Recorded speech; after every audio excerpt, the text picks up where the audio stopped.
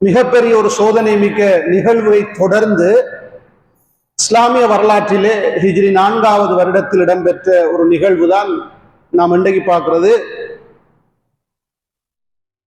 பனு நலீர் போர். அன்புக்குரிய சகோதரர்களே, இன்றைய வகுப்பிலே நாங்கள் படிக்கின்ற சீரா வகுப்பிலே பாடம் பனு நலீர் போர்.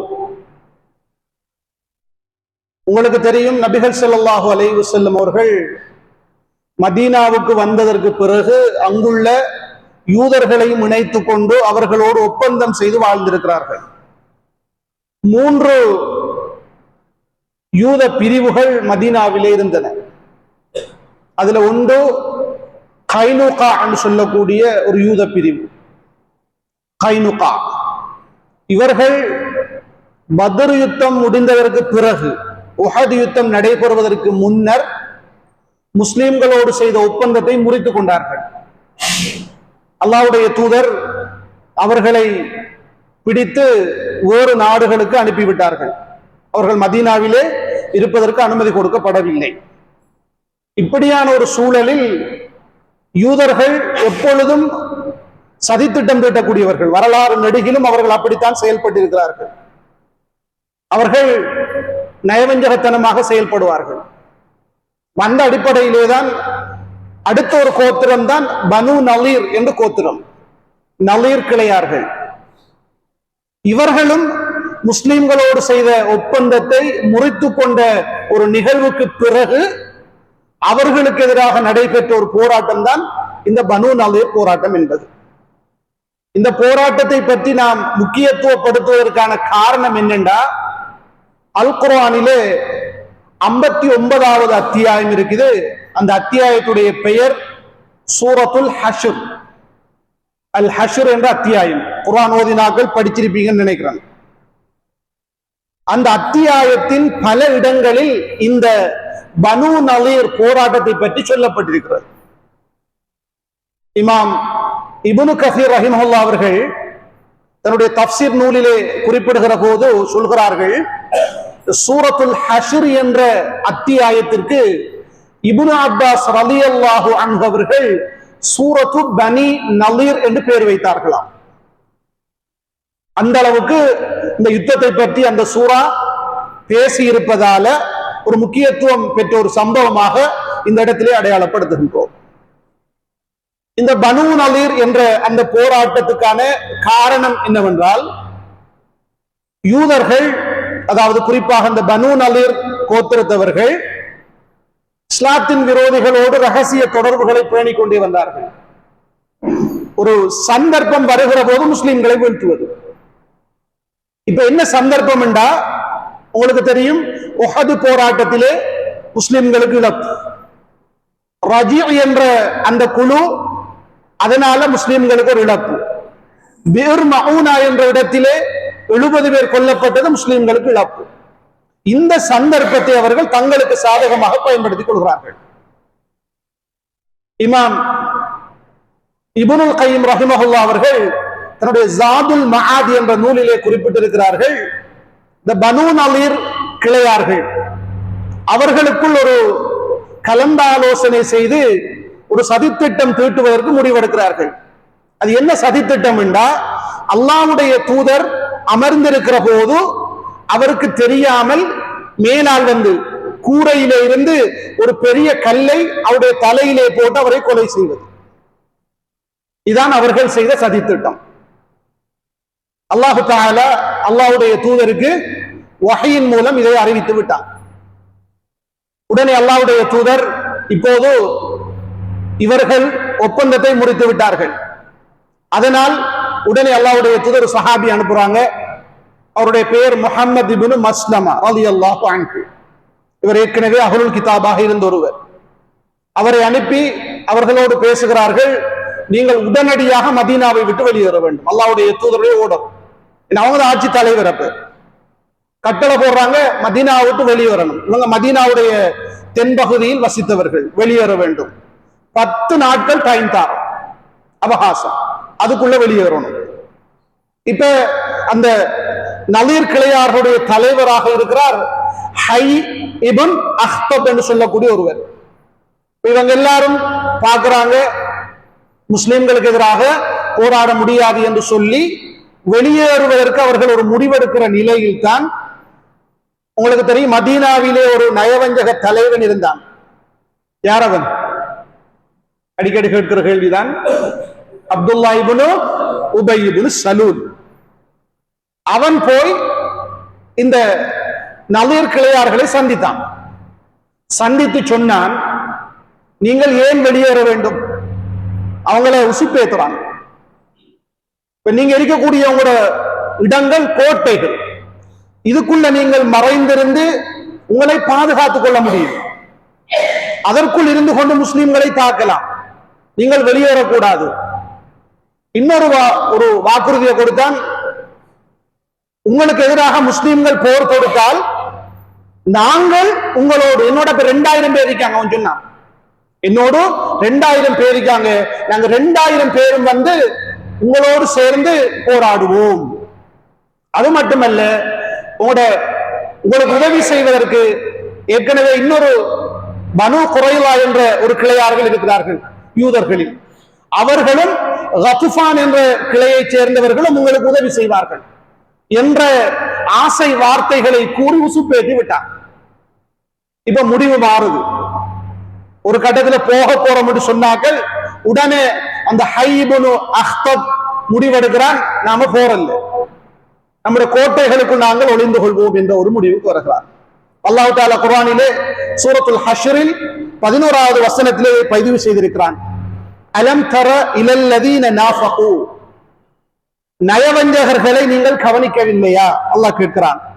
யகூலூன லிஇஹ்வானிஹிம் அல்லதீன கஃபரூ மின் அஹ்லில் கிதாப், வேதத்தை உடையவர்களில் நிராகரித்த தங்களுடைய சகோதரர்களுக்கு அவர்கள் கூறுகிறார்கள், லஇன் உஹ்ரிஜ்தும் லனஹ்ருஜன்ன மஅகும், நீங்கள் மதீனாவை விட்டு வெளியேற்றப்பட்டால் உங்களோடு நாங்களும் சேர்ந்து வெளியேறுவோம்.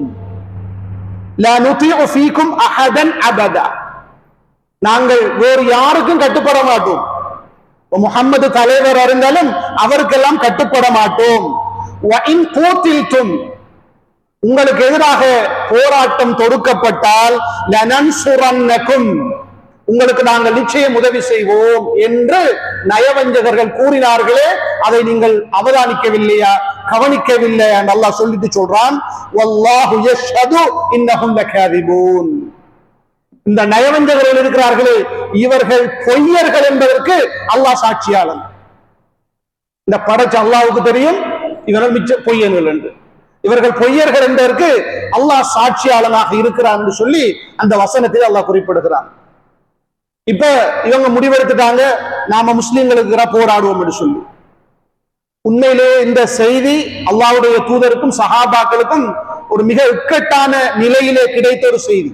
ஏன், இதற்கு முன்னர் ஒரு 3 இழப்புகள் என்றாலும் அவர்கள் உறுதியோடு இருந்தார்கள், நாங்கள் அவர்களுக்கு எதிராக போராடுவோம். அல்லாஹ்வுடைய தூதர் என்ன செய்யறாங்கண்டா, மதீனாவுல அப்துல்லா இப்னு உம்மி மக்தூம் ரலியல்லாஹு அன்ஹு அவர்களை பொறுப்பாக நியமித்து விட்டு அலி ரலியல்லாஹுடைய கையிலே அந்த கொடியை கொடுத்து ஒரு படையை தயார் செய்து இவர்களுக்கு எதிராக போர் தொடுக்கிறார்கள். இப்போது பனு நலீர் கிளையார்கள் கோட்டைகளில் வசித்தவர்கள். அவர்கள் தங்கள் கோட்டைகளுக்குள் போய் மூடிக்கொள்கிறார்கள். மூடிக்கொண்டு சில கட்டங்களில் முஸ்லிம்களை நோக்கி கற்களையும் அம்புகளையும் வீசிக்கொண்டிருந்தார்கள். அவர்கள் கற்களும் அம்புகளும் வீசப்படுவதற்கு அவர்கள் வசித்த ஏரியா ஒரு தோட்ட பகுதி, பேரிச்ச மரங்கள் எல்லாம் இருந்துச்சு. அப்ப அவர்களுக்கு அது மறைவா இருந்துச்சு, மறைஞ்சு போடுறதுக்கு. இந்த கட்டத்திலே அல்லாஹ்வுடைய தூதர் சஹாபாக்களுக்கு ஒரு அனுமதி கொடுத்தாங்க, நீங்கள் அந்த தோட்டத்திலே உள்ள சில மரங்களை, சில பேரித்த மரங்களை வெட்டி விடுங்கள் என்று சொன்னார்கள். இஸ்லாத்துல யுத்தத்துக்கு போகக்கூட அல்லாஹ்வுடைய தூதருடைய பொதுவான கட்டளை என்ன தெரியுமா? பழம் தருகிற மரங்களை வெட்டக்கூடாது என்பதுதான். ஆனா இந்த கட்டத்தில் அனுமதி கொடுத்தார்கள். அதை அவர்கள் காரணமாக வைத்துக் கொண்டு பின்னால் மறைந்து கொண்டு முஸ்லிம்களை தாக்குகிறார்கள். வெட்டுங்கள் என்று சொன்னார்கள். அதை அல்லாஹு தஆலா சூரத்துல் ஹஷ்ரிலே 5வது வசனத்திலே பதிவு செய்திருப்பதை நாங்கள் பார்க்கின்றோம். மா கதஅதும் மின் லீனத்தின், அந்த வசனத்தின் ஆரம்பம் மா கதஅதும் மின் லீனத்தின், நீங்கள் அவருடைய பேரித்த மரங்களில் இருந்து வெட்டியதும் வெட்டாமல் அப்படியே விட்ட அந்த மரங்களும் அது இது அல்லாஹ்வுடைய அனுமதியோடு தான். அந்த மரங்களை வெட்டியது, சில மரங்களை வெட்டாமல் விட்டது அல்லாஹ்வுடைய அனுமதியோடு தான். அதே நேரத்திலே வலியுஹ்ஸியல் ஃபாஸிகீன், பாவிகளை இழிவுபடுத்துவதற்காகவும் இப்படி அல்லாஹ் தஆலா செய்வதற்கு உங்களுக்கு அனுமதி அளித்திருந்தான். சூரத்துல் ஹஷ்ரிலே 5வது வசனத்தில் அல்லாஹ் பதிவு செய்திருக்கிறான். இப்போது இவர்கள் என்ன செய்யறாங்க? கோட்டைக்குள் மறைந்திருக்கிறார்கள். 6 நாட்கள் அவர்கள் முற்றுகையிடப்பட்டார்கள். சில வரலாறுகளிலே 10, 15 எல்லாம் வந்திருக்குது. 6 நாட்கள் அவர்கள் முற்றுகையிடப்பட்டார்கள். இப்ப கடைசியில இவர்களுக்கு விளங்குது முடியல. ஏண்டா அந்த 2000 பேரும் வரல, அப்துல்லா இப்னு உபை இப்னு சலூலும் வரல, பனு குரைலா கோத்திரமும் வரல, கத்ஃபான் கோத்திரமும் வரல. அப்துல்லா இப்னு உபை இப்னு சலூல் சொன்னது போய் நயவஞ்சகன். இப்ப அவங்களுக்கு விளங்கிச்சு, நாம தனியே இப்ப அகப்பட்டு விட்டோம், இப்ப தூது அனுப்புறாங்க, வாபஸ் பெறுகிறோம், நாங்க யுத்தத்தை நிறுத்திக் கொள்கிறோம், நாங்க இப்ப ஊரோட்டு போறோம். இப்ப அல்லாஹ்வுடைய தூதர் திரும்ப ஓர்டர் போடுறாங்க, நீங்கள் இந்த ஊரை விட்டு போறண்டா நிபந்தனை, உங்களோட ஒட்டகம் அளவுக்கு மட்டும்தான் நீங்கள் பொருட்கள் கொண்டு போகலாம். ஒரு நிபந்தனை, மற்ற எதையும் எடுத்துட்டு போக இயலாது. 2வது ஆயுதங்கள் எடுத்துட்டு போக இயலாது, வெளியே போகக்கூடாது. எல்லா ஆயுதங்களையும் போட்டுவிட்டு உங்களோட ஒட்டகம் சுமந்து செல்லக்கூடிய அளவுக்கு மட்டும்தான் நீங்கள் பொருட்களை எடுத்து போகணும் என்ற ஒரு கட்டளையை அல்லாஹ்வுடைய தூதர் இடுகிறார்கள். இதனால் கிட்டத்தட்ட 600 ஒட்டகங்களோடு அவர்கள் அந்த மதீனாவுடைய தென்பகுதியில் இருந்து வெளியேறுகிறார்கள்.